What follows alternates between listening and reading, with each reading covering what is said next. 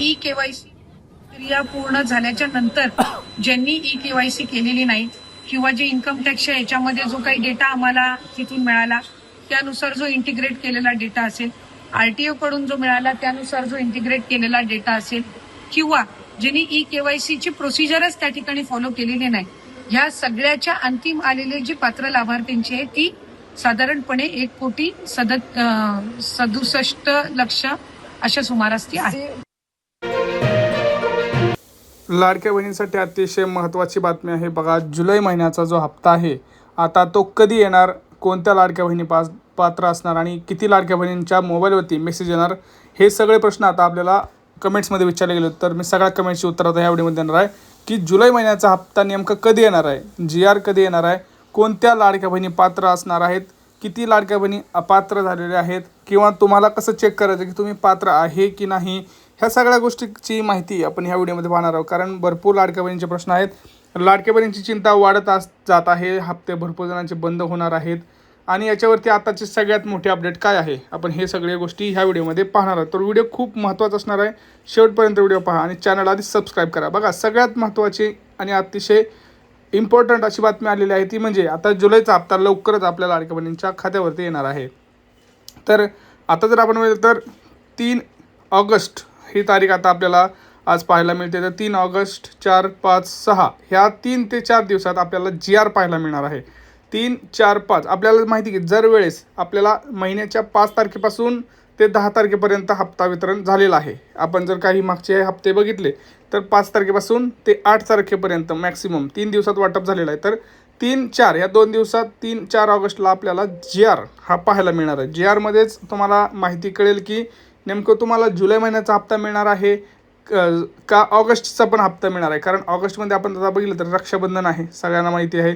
रक्षाबंधन 28 तारखेला असल्यामुळं परत तिथं लाडक्या बहिणींसाठी डबल हप्ता येतो की काय, जुलै आणि ऑगस्ट महिन्याचा 2 महिन्याचा एकत्र हप्ता देणार का सरकार, हे सुद्धा आता आपल्याला पाहायला मिळणार आहे. कारण हे सगळं GRमध्ये असणार आहे. GRमध्ये जर असं लिहिलं असेल की 2 महिन्याचे हप्ते, म्हणजे जसं की जुलै आणि ऑगस्ट, आपल्याला प्रत्येक वेळेस आपण पाहिलं की ज्यावेळेस दिवाळी वगैरे होते त्यावेळेस आपल्याला गेल्या सुद्धा ऑक्टोबर आणि नोव्हेंबर महिन्याचा असे 2 महिन्याचे हप्ते एकत्रित आले होते, बरोबर. तर तसंच ह्या महिन्यात सुद्धा होऊ शकतं. आपल्याला जुलै आणि ऑगस्ट ह्या 2 महिन्याचा जो हप्ता आहे तो सुद्धा एकत्र पाहायला मिळू शकतो. रक्षाबंधनच्या निमित्तानं आपल्याला ते गोष्ट पाहायला मिळू शकते. पण त्यासाठी आधी काय यायला लागते, GR. GR याची 2 दिवस आपण फिक्स असं ठरवू शकत नाही, पण एक अंदाज आहे की 3 आणि 4 ह्या 3, 4 ऑगस्ट म्हणजे ह्या 2 दिवसात आपल्याला GR हा 100% पाहायला मिळणार आहे. मग तुम्ही म्हणाल त्याच्यात परत वितरण किती दिवस चालू होतं आहे.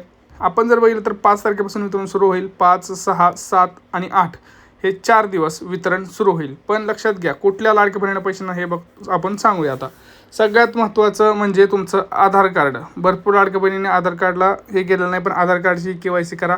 रेशन कार्ड असेल तर रेशन कार्डची KYC करा. तुमच्या रेशन दुकानात जाऊन रेशन कार्डची KYC करा. अंगठ्याचे ठसे, डोळे हे सगळं स्कॅन करून तुम्हाला रेशन कार्डची सुद्धा KYC करायची आहे. बघा, सगळ्यात महत्त्वाची मी बातमी सांगतो तुम्हाला, कारण ह्याच गोष्टी तुम्हाला पुढं हे होणार आहेत. KYC अपडेटेड पाहिजे. तुमची बँक अकाउंट असेल, तुमची आधार कार्ड असेल, तुमचं रेशन कार्ड असेल, ह्या सगळ्या गोष्टी अपडेटेड पाहिजेत आणि सगळ्यांची तुमची स्कॅनिंग वगैरे हे सगळं व्यवस्थित KYC पार पडलेली असावी, तरच तुम्हाला पुढं जुलै आणि ऑगस्ट महिन्याचा जो हप्ता आहे तो येईल. मग आता तुम्ही मला ह्यासाठी काय करावं लागणार आहे, तर सगळ्यात महत्त्वाचं पहिल्यांदा आपलं बँक खातं चेक करा, आधार कार्ड चेक करा. भरपूर जणांचं काय झालं आहे, आधार कार्ड खूप दिवस जर अपडेट केलं नाही तर अपडेट करा. तर काही लाडक्या बहिणीचं असं म्हणणं आहे की मग हप्ता कधी येतो. बघा, ज्या दिवशी GR येतो तिथून पुढं 72 तासात तुम्हाला जे काही पैसे आहेत ते तुमच्या खात्यामध्ये 100% पडतात. आपण हे अनुभवलेलं आहे, बऱ्याच वेळा ह्या गोष्टी आपल्यासोबत झालेल्या आहेत. तर आता याच्यामध्ये अशी बातमी आलेली आहे की 80 ते 90 लाख लाडक्या बहिणी बाद झालेल्या आहेत.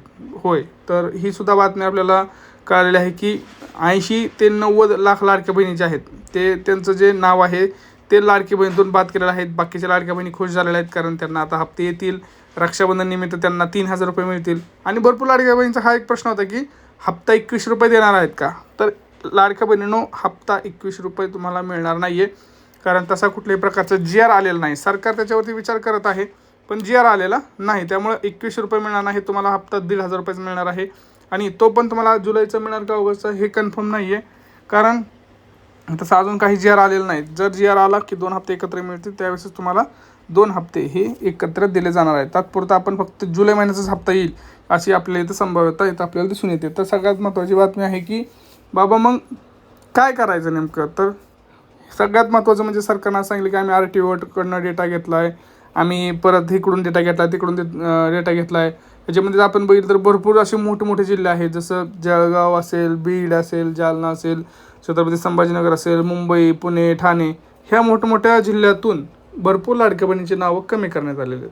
त्यांनी कारण ते सांगितले की EKYC झालेली नाही किंवा EKYC तुमची दुरुस्त झालेली नाही आणि तुम्ही आता नियमांमध्ये त्यांच्या अटीमध्ये तुम्ही बसत नाही. तर मला असं वाटतं की सरकारने पुन्हा एकदा EKYCची जी काही हे आहे ऑनलाईनचं जो ऑप्शन आहे तो पुन्हा एकदा अवेलेबल करून द्यावा. कारण प्रॉब्लेम काय, भरपूर लाडक्या बहिणीची EKYC राहिलेली आहे, त्यामुळे त्यांचे हप्ते बंद होताना आपल्याला पाहायला मिळत आहे. त्यामुळे माझी सरकारकडे एक नम्र विनंती आहे की तुम्ही कृपया करून तुम्ही हप्ते चालू करण्यासाठी लाडक्या बहिणींना EKYCचा ऑप्शन पुन्हा एकदा चालू करून द्या.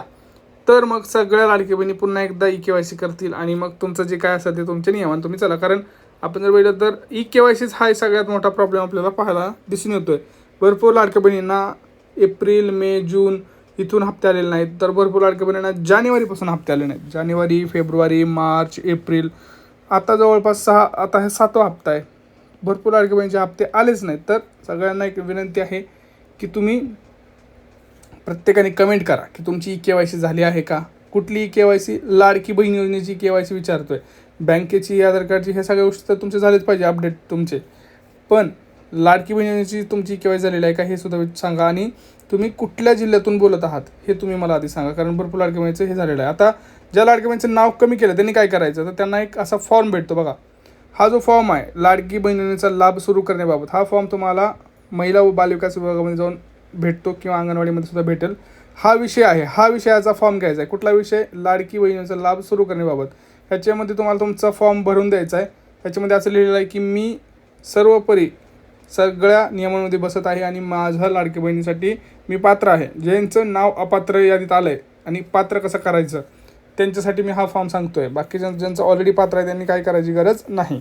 ज्यांना असं वाटतं की आपण चुकून अपात्र यादीत आलेलो आहोत तर त्यांचं पुन्हा पात्र लाभार्थी येण्यासाठी तुम्ही हा फॉर्म भरून द्यायचा आहे. तर 100% तुम्हाला तुमचं नाव, जर तुम्ही खरंच पात्र असाल तर पुन्हा एकदा पात्र लाभार्थीमध्ये येईल आणि तुमचे जे काही हप्ते आहेत ते पुन्हा एकदा तुमचे सुरू होतील. मग त्याच्यावर म्हणतात मागचे हप्ते भेटतील का, मागचे हप्ते कुणालाही भेटत नाहीत, लक्षात घ्या.